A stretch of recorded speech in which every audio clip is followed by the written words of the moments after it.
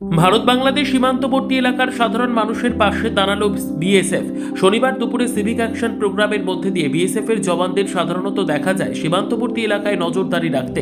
তার মাঝে সাধারণ মানুষের সহযোগিতায় হাত বাড়িয়ে দেয় এমনই ছবি ধরা পড়ল মালদহের বামনগোলা ব্লকের চাঁদপুর অঞ্চলের 88 নম্বর ব্যাটালিয়নের সোনঘাট ক্যাম্পের বিএসএফ এর জওয়ানেরা সোনঘাট উচ্চ বিদ্যালয়ে এই সিভিক অ্যাকশন প্রোগ্রামে অনুষ্ঠিত হয়। এদিন সিভিক অ্যাকশন প্রোগ্রামের মধ্যে দিয়ে এলাকার মহিলাদের হাতে সেলাই মেশিন, শাড়ি সহ স্কুলের ছাত্রছাত্রীদের হাতে বই খাতা সহ বিভিন্ন সামগ্রিক তুলে দেওয়ার পাশাপাশি সীমান্তবর্তী এলাকার মানুষকে বিএসএফ এর সাথে থাকার বার্তা সহ নেশা থেকে দূরে থাকার বার্তা দিলেন। এদিন উপস্থিত ছিলেন শ্রী নরেশ কুমার লোহিয়ার, 2 আইসি শ্রী অভিনব কুমার সহ 88 নম্বর ব্যাটালিয়নের বিএসএফ এর আধিকারিকরা, এছাড়াও স্থানীয় গ্রাম পঞ্চায়েতের প্রধান সহ পঞ্চায়েত সদস্য।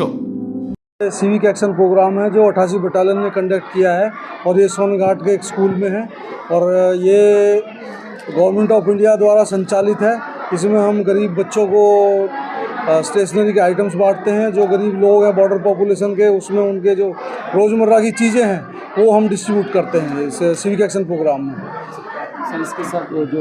इसके साथ साथ हम जो है 88 बटालियन नशा मुक्ति प्रोग्राम चला रही है अपने पूरे एरिया में। जहाँ जहाँ पे हमारी तैनाती है नशा मुक्ति प्रोग्राम, उसमें लोगों को अवेयर करवा रहे हैं कि नशा एक गलत चीज़ है और नशे से मुक्ति के लिए हम ये अभियान जोर शोरों पर हमने चला रखा है।